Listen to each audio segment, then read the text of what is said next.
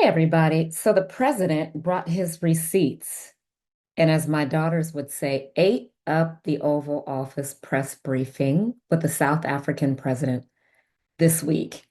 He ate that. And really, it was a sight to behold, but it really, more importantly, speaks to the disturbing nature of what a slippery slope can become, which is reverse racial discrimination. And we don't want that in the United States of America. My name is Monica Maybank. Welcome back to another episode of the Holy Politician podcast.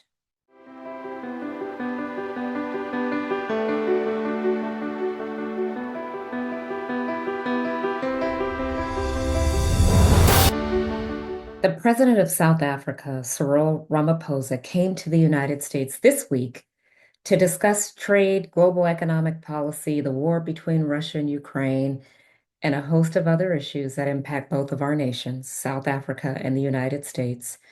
But President Trump, he had one issue that he wanted to highlight that he thought was the most important issue of their time together. And that issue alone is racial animus and racial oppression against white South Africans. And so the kicker, when it all kind of started to devolve, is when a reporter asked President Trump, and I believe it was a South African reporter, asked the president, what would it take for you to be convinced that white genocide is not happening in South Africa?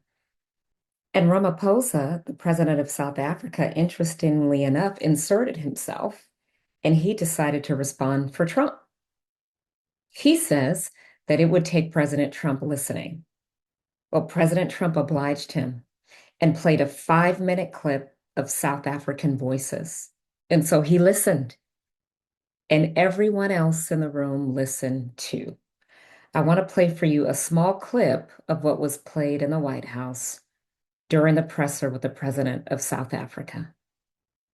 Kichi, kichi, kichima, Simran Konto Alliance, shoot to kill, Yamaza, kill the poor, the farmer, kill the poor, the farmer, brr, pa, pa, brr, pa, pa, attention.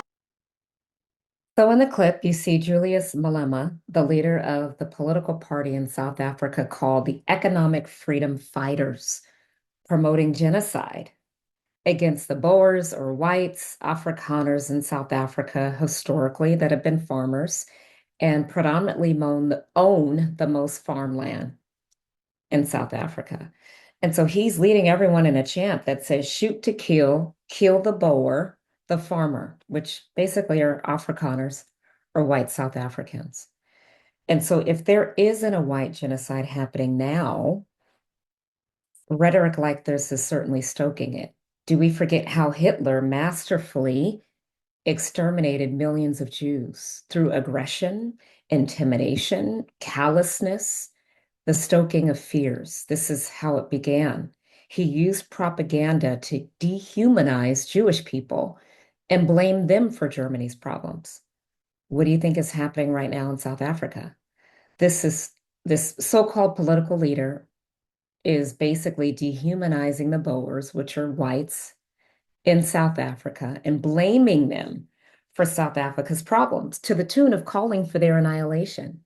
And so please understand that the persecution, when it happens, like it happened with the Jews under Nazi Germany, it intensifies and it happens in stages. It grows and it begins to metastasize.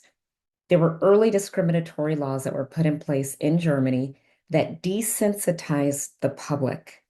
And by the time that mass violence and yes, even genocide took place, the opposition was very minimal because people were afraid and because people were indoctrinated and basically brainwashed to convince that this was okay. And a lot of people were complicit and just stood by and said nothing. And so, do we not see this happening with unchecked concentration right now in South Africa? Is there fear? Is indoctrination happening? Are people being complicit because they're afraid to speak out against what appears to be the norm? And then what about discriminatory laws like the BEE or Black Economic Empowerment and expropriation without compensation? The writing is on the wall. The writing is on the wall. And so we don't want this to happen in the United States. We pray that it stops happening in South Africa so it doesn't bubble up into what could potentially become genocide. And so in utter defiance to what took place, this was Malema's response to the backlash of his videos that are now going viral, thanks to number 47, showing everybody what's taking place. And so he says, "You will never put a good man down. I will never be defined by my enemies, but by my loyalty to the cries of my people. You will never kill the idea whose time has come. Kill me, cowards," he says. So he believes his idea of national liberation has reached its peak. What say you? So I am praying that all South Africans wake up, that your eyes are opened in this season, and that you begin to take matters into your own hands and fight against this instead of relying on countries like the United States before it's too late. Now, I recognize that the president has taken certain steps, that he has put certain restrictions on the government of South Africa and said that he's going to stop sending American dollars there. He's given Afrikaners and other minority groups in South Africa an opportunity potentially to relocate to the United States. But South Africa has to wake up on its own. You could potentially save yourself.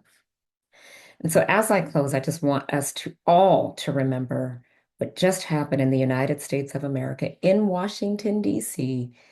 Two Israeli embassy members were shot and killed this week outside of the Capitol Jewish Museum by apparently a supporter of Palestine.